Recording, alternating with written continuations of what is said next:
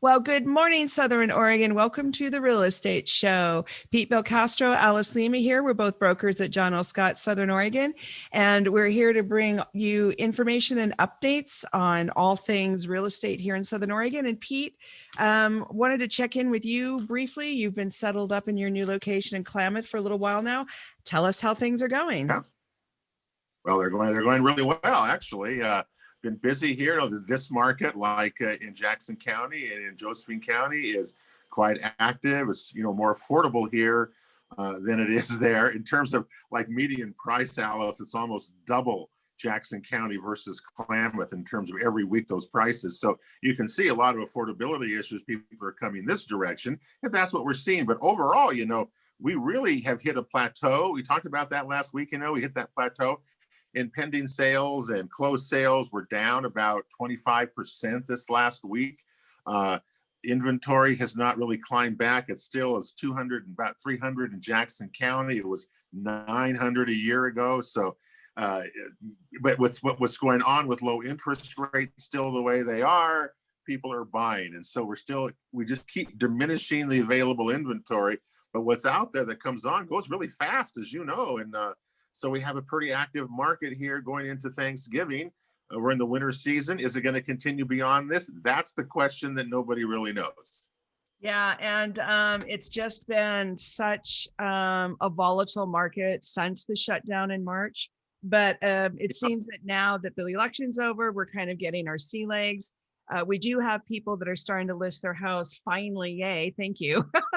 But it's going to be quite a few listings that are needed to make up the shortfall that we have for the backlog of buyers, because there's still quite a few. Isn't there something like 4 or 5 buyers for every house that's on the market right now? Well, what you're saying is that the available inventory you're saying is increasing, but what's happening is it's going off the market so fast that it's not able to build up. And so you still, as a buyer, you have to be really ready to go, because you're going to lose things. And it's really across all 3 counties here right now. The difference is price points. And again, in Jackson County last week, Alice, 46 of 75 sales were $350,000 and above. That continues this trend that we've seen with higher prices, especially in Jackson County. So, it's a market that continues as we go into winter. We really don't know what to expect, but each week we keep following it, and the pattern emerges. It's active, lots going on, and we don't think it's going to slow down for a while. But we do have more people listing. So we're going to have to see what happens. But I think the prices are going to stabilize. And I think it's not going to be the seller's market that everybody's gotten used to, but we will see. And today we're lucky to have as a guest Jeremy Rogers, the Director of Legal Affairs and Public Policy of the Oregon Association of Realtors. And he's going to bring us up to speed on what's going on with the eviction orders and COVID and just housing down here in Southern Oregon in general. So stay tuned. Pete and Alice will be right back. Well, welcome back, Southern Oregon, to the Real Estate Show. I'm Alice Lema here with Pete Belcastro. We're both brokers at John L. Scott, Southern Oregon, and we're so happy to bring you our show today. We are lucky to have Jeremy Rogers, the Director of Legal Affairs and Public Policy for the Oregon Association of Realtors, and he's here to join us to talk about what's happening in the housing industry statewide and with the realtors.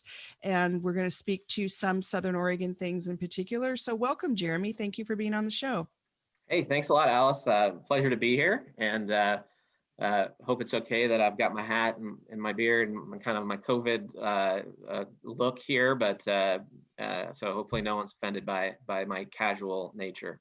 That we're all working remotely. For our listening audience, this is going to be on YouTube, and he's talking about if you can see us. So, well, Pete and I are so happy that you're here. The Oregon Association of Realtors is a very important part of our housing industry, and we wanted to talk a little bit about kind of what's going on, not only statewide, but also what's going on down here. And I think Pete's got some questions that he wanted to talk about, maybe with the fires and some of the housing shortage and the rental market. Sure. Okay, well, first of all, it's nice to have you here. Have you guys ever seen it when you talk up there in Salem among yourselves and in the office up there? Have you guys ever seen such a market like this around we're experiencing with COVID and shutdowns and things. What do you all talk about up there in Salem right now about this? Yeah, I've been at the association for about a year, so I don't have a long history there, but certainly all of the factors contributing right now to a low inventory, are unique. And so I think that, between just the shortage of housing units that we have generally in terms of supply related to demand, and then on top of that, the COVID situation and that impacting people's decisions about whether to sell their homes and their mobility and decisions about moving, and then the wildfire situation on top of that. This is a very unique set of factors that I think in most markets has really driven supply down to its lowest levels in history. I know that's the case in the Portland area, and I think that's true down in Southern Oregon as well. I think, Pete, you were telling me that last month you guys were down below 1 month's inventory supply of homes listed, which is just unheard of. We've never seen.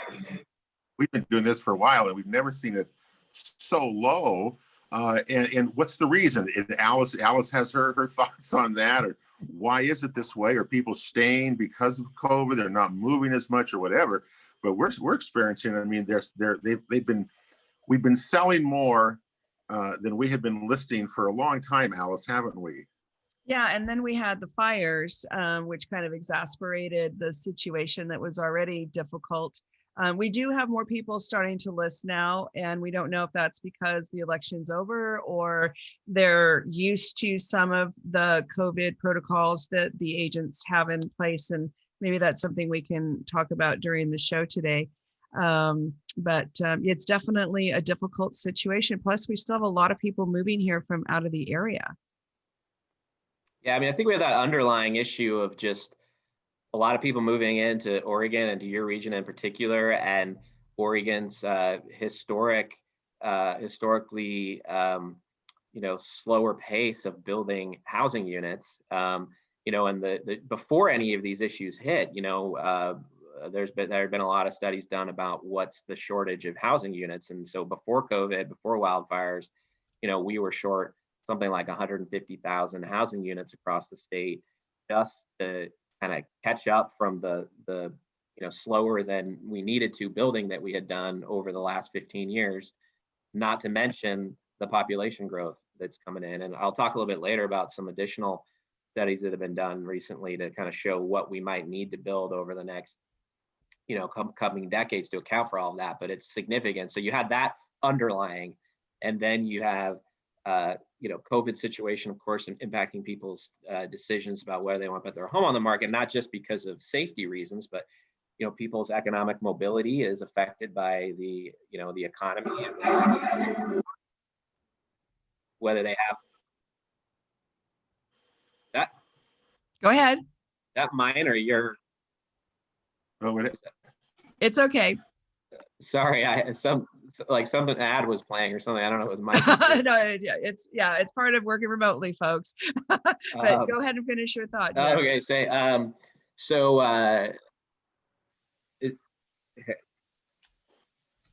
the number of housing units that have been in decline. I'm so sorry. Like, I gotta close my. I think I maybe had a news website open, and the news roll started playing. So, so I closed that. We're on Zoom, so that's okay. It happens. Yeah. People might, for safety reasons, but also this because of their own situation in terms of their mobility and whether they're able to move, and then they're concerned about whether they'll be able to find another replacement home. And so I think all those things are going in. I'm not an economist, but I think that all of those factors are at play related to the COVID issue, and just generally the psychology of low supply, because if you're going to sell, you need to find another home, and you're also then entering a low supply market. So, and one of the hugely impacted population is the tenants, and Governor Brown has been very proactive in having executive orders to try to address that during the COVID. And I wondered if you might speak to her latest.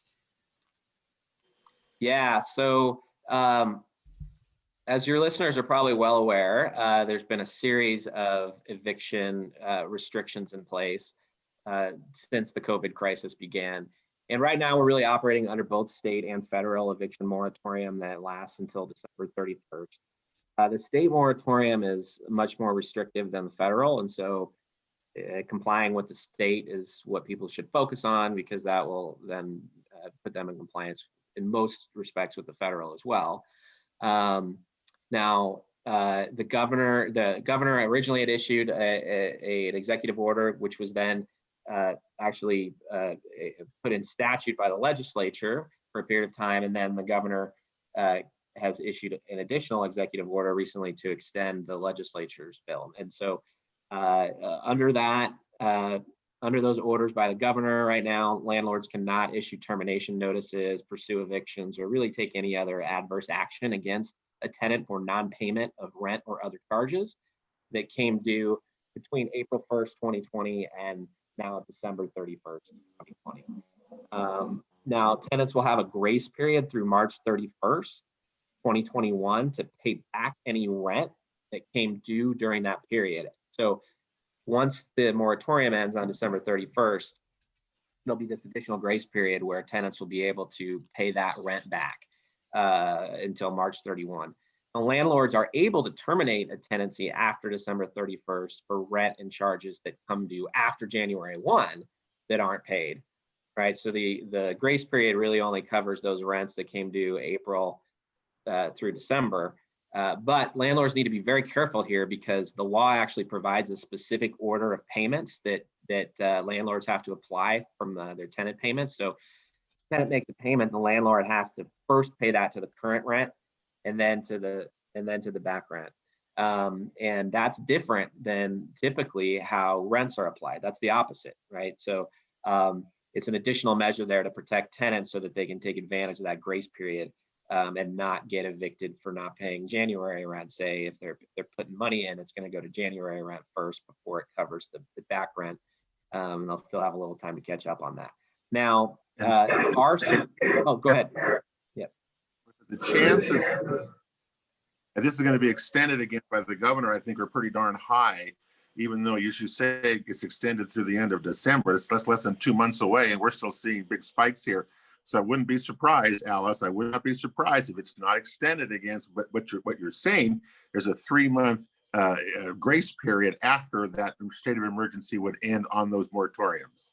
Yeah, there is. And, it could be that if it is extended, which I agree, I think there's a high likelihood it will be, then it could be that the grace period is also extended. And of course, the legislature is going to meet starting at the beginning of the year, and they may take up a whole new approach or set of provisions around this in addition to whatever the governor has. So I do think it's important to point out there are some reasons why a landlord can still terminate tenancy.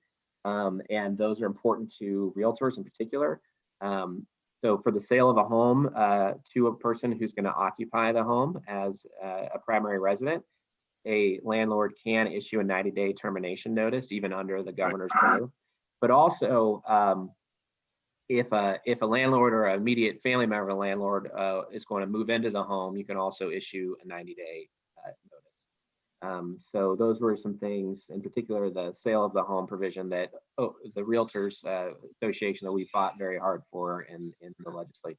So can you define a family member? It's an immediate family member. And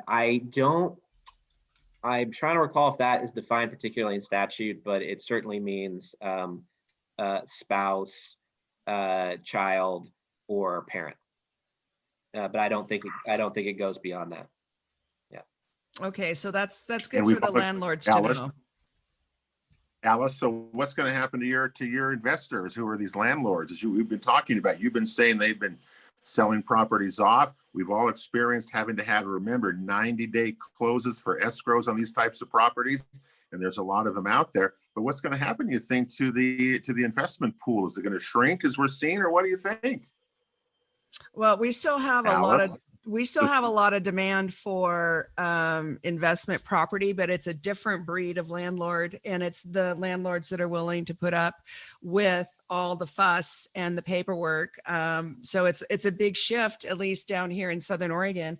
But our multifamily units are going up in price really, really fast. It's really kind of shocking, but it's in part the multi-generational families are buying them and then moving in. So it's not just that they're being left in the market for tenants to occupy, and it's creating, I think it's exasperating the shortage. And I'm just wondering what Jeremy wants to weigh in on that. I think for sure that this is contributing to a shortage, and I think this general trend that we're seeing related to the restrictions on landlords and the ability to terminate tenancies and the ability to define, landlord-tenant relationships via contract, and just all the other sort of onerous requirements that are coming on are really making people rethink their desire to be a landlord. And so I think that over time, and I think it's probably just accelerating right now with the COVID particular regulations, but over time, we're just going to see fewer and fewer units available for rent, particularly in the sort of small landlord category. I mean, if you're not a institutional landlord with the legal team and capacity to deal with all of these new requirements, I think that you're likely to want to get out of this business. And we are going to take a real quick break. Our show is brought to you by the Rogue Valley Association of Realtors. Pete and Alice will be right back with more conversations with Jeremy Rogers, Oregon Association of Realtors. He's the Director of Legal Affairs and Public Policy. We have lots to talk about, so don't touch that dial.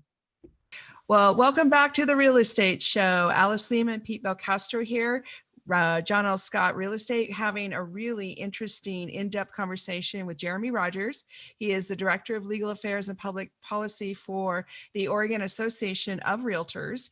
And he is bringing us up to speed on some of the implications of the latest executive order for the landlord-tenant law, the extension of the eviction and rent situation from Governor Brown, and also the impact that that's having on our inventory. So Jeremy, before the break, we were talking about some of the side effects of the corona and the executive orders to limit the eviction. But one of the questions that my landlords keep asking is, what if they're not on a month-to-month? What if they're on a lease? Does that make a difference?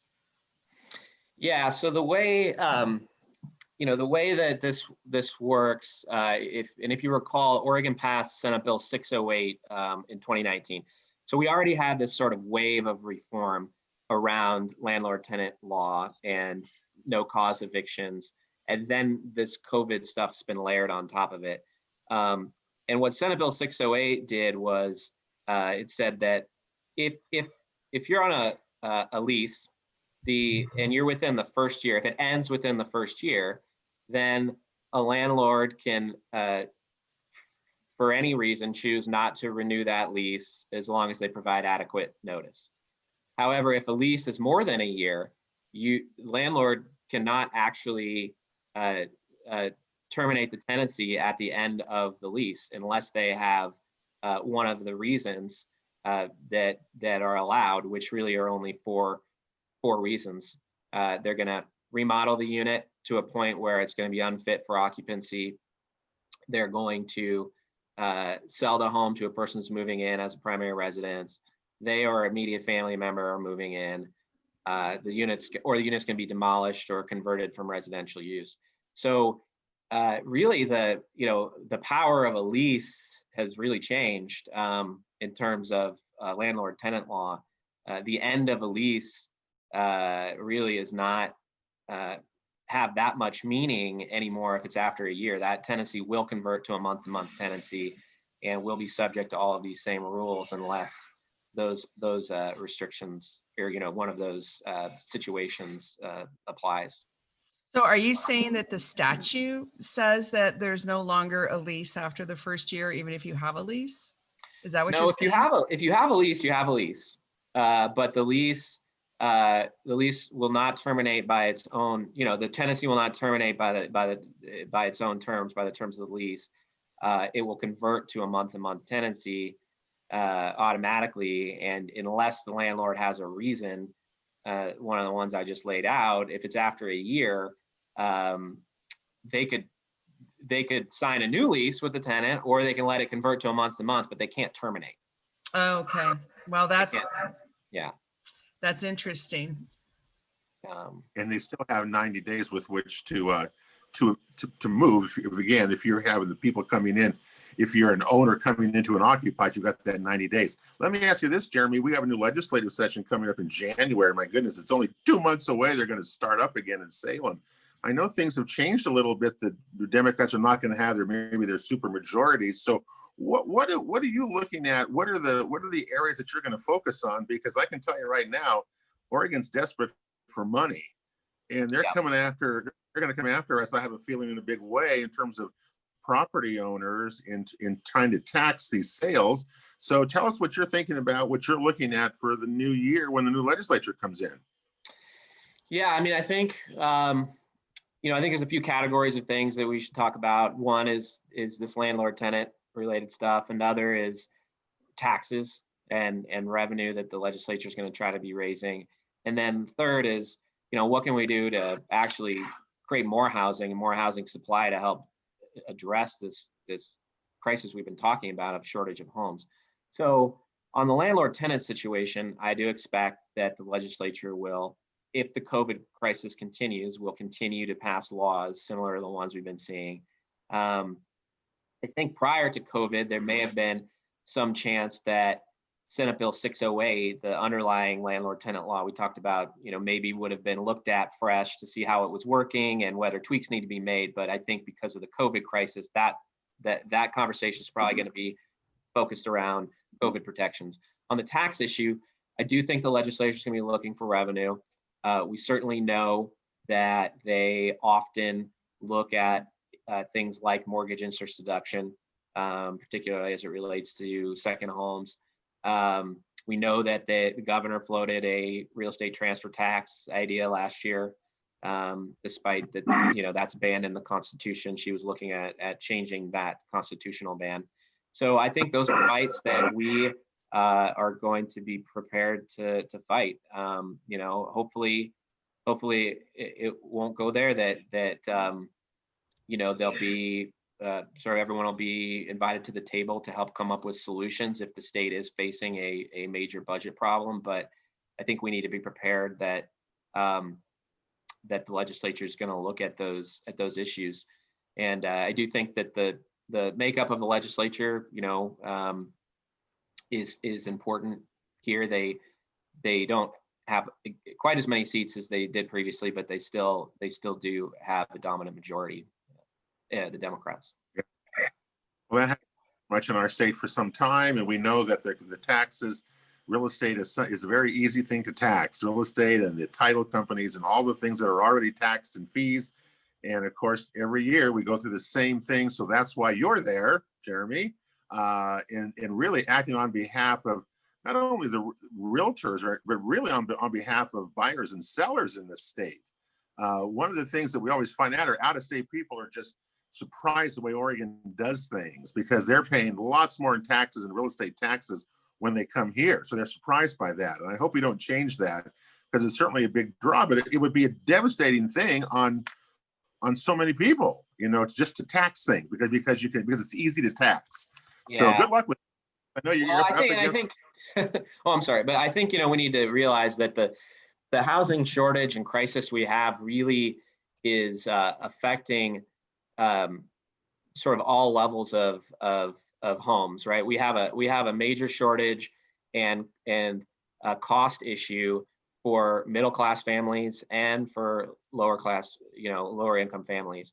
And so it's important that as the legislature looks to solutions and tries to address any budget challenges it has, it doesn't exacerbate the challenge for, say middle income homeowners who the legislature might say, oh, well, they can afford a little bit more. Well, there's a huge shortage of homes. The prices are too high. They can't afford it. They can't figure out a house to get into. And we have that issue at the lower income end as well. And so I think particularly with housing right now,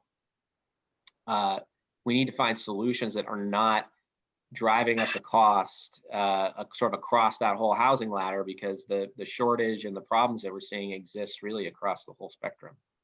Okay, remember Alice, there was a solution, remember, not very long ago, where you could put 4 units on a single family residence lot. Remember that? Have we seen any of that happen? Well, because the city has it happened in Alice? The city of Medford is starting their public hearings in January, and the city of Medford relaxed their setbacks as the law was, or the executive order was being implemented, or not implemented, but whatever the legal word is, as it was being written. Medford was in front of that, so they're pretty proactive. I'm curious, Jeremy, do you have any other cities or counties that you know of that are moving forward that quickly with that? Yeah, well, so we were involved, and we actually, Oregon Realtors, we supported House Bill 2001 that essentially required a duplex to be allowed on all single family lots in cities above 10,000. And then in cities above 25,000 population and those in the metro area, allowing triplex, quadplex, townhomes and cottage clusters in areas, not on every lot, but in areas that allow single family homes. And we participate in the rulemaking. The Department of Land Conservation and Development is actually likely to adopt some final rules on House Bill 2001 tomorrow, including a model code that cities can use either to sort of draft off of, or if a city doesn't come up with its own code changes to implement it, then they would have to implement the model code. And then there's some sort of minimum standards and other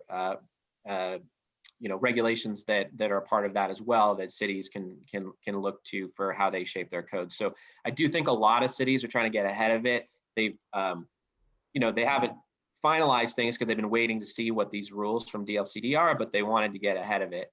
And so I do think that you're seeing that. And after the Land Conservation and Development Commission meeting this week, I think you're going to really see cities start to take up their own lawmaking and rulemaking around their code revisions to comply with House Bill 2001.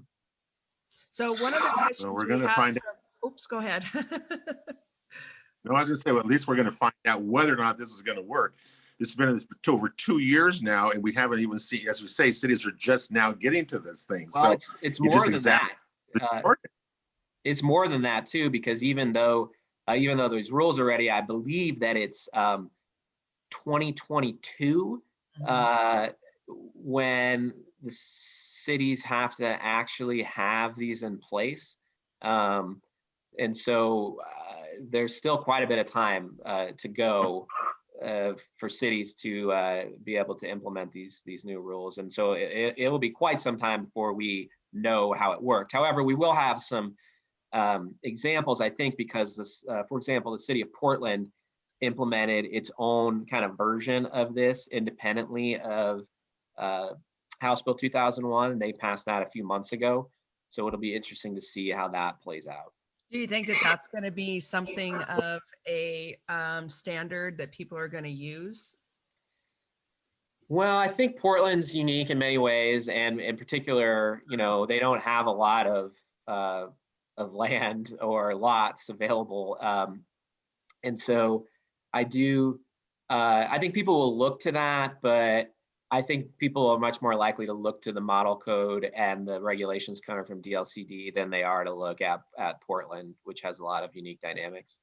Well, we picked the right week to have you on the show. That was great.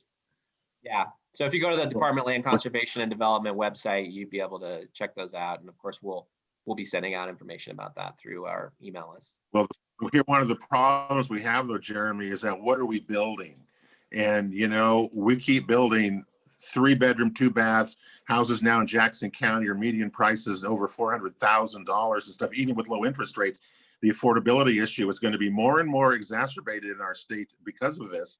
And until we come up with some sort of a solution or plan to put multifamilies together into communities with small houses and not these large houses, I know there's demand for it. We got great builders, but we need more of the other thing, not just 3 and 2. And that's what we're not. That's what's really causing the problem, especially in communities that need, who need help, or not vibrant, lively communities that have huge incomes like you do in the Portland area. That's a real problem in our communities. So, and we've got a break coming up real quick. So hold that thought, Jeremy. We'll be right back with you. We're talking with Jeremy Rogers and Pete Belcastro and Alice Lema here on the weekly real estate show. And we're also going to have a repeat of this broadcast tomorrow on Sunday at 6 p.m. So stay with us because we've got more great conversation. We'll be right back. Well, welcome back, real estate fans, to the Real Estate Show. I'm Alice Lema here with Pete Belcastro. We're both brokers at John L. Scott here in Southern Oregon. We're having a very interesting conversation with the head of the Oregon Association of Realtors. This is Jeremy Rogers, policy communications person. And we were just having a very lively discussion about some of the side effects of the extensions of the eviction orders and also some of the low inventory. And Pete, you were asking a question of Jeremy right as we were going to the break. Can you say that again? It's what kind of housing do we build in the future? And in Jackson County, we have great builders. Don't get me wrong. They're Brad Bennington. It would kill me if we didn't say that. They're great builders, but they're building lots of 3-2s that are 500,000 and more. Median price now is over 400,000. The affordability issue in the future is going to be more and more acute as we go through this, which means tiny houses, rethinking again what we're doing. And so, Jeremy, I don't know what else to do because we're not building what the great demand is, which is multifamily, smaller units that people want, downtowns, wherever. We're just not getting them. Yeah. Well, I think that's a great question, Pete. And I think this is a good opportunity to talk about something that maybe is a little less known than what we just talked about. We talked about House Bill 2001 and the new rules and regulations around allowing different types of units on single family lots.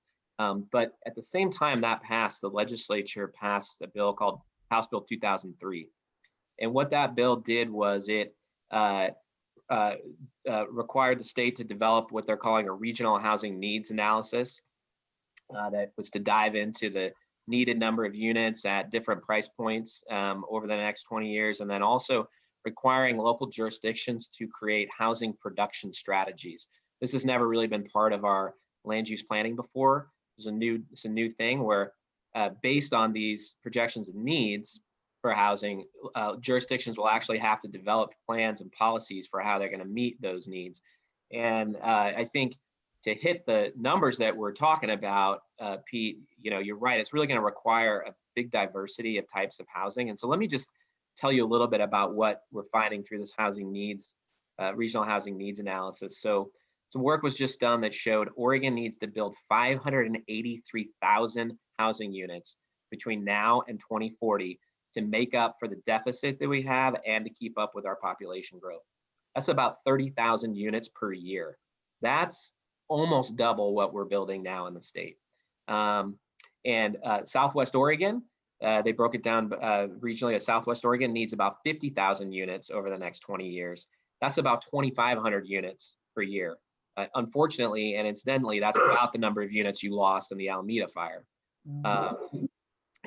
And of course, you guys aren't keeping up with that 2,500 units per year. Anyways, I don't think any region's really keeping up with what it would need. And so to hit those targets, we've really got to rethink the way that we're approaching this, both in terms of how easy it is to build, how do we make it easier to build, and how do we get more units onto the land that we have, because we need more single family homes, and that's a big part of this, but you won't be able to hit those numbers exclusively with that. Has there ever been any conversation about limiting how many people relocate? to Oregon. I mean, it's a supply and demand math problem, right? Well, Tom McCall said, visit but don't stay, right? I did not know that. Yeah, he did. But, I think there are constitutional issues around limiting people's ability to travel and relocate and such. So, I don't think that's gonna happen. And, Oregon is an attractive place for many reasons. We've got a temperate climate, and lots of amenities, natural and man-made. And I think that, it's going to continue to be a desirable place. And so, some places in this country don't have a housing shortage, and that's because people don't really want to live there. And Oregon is a sort of victim of its own success.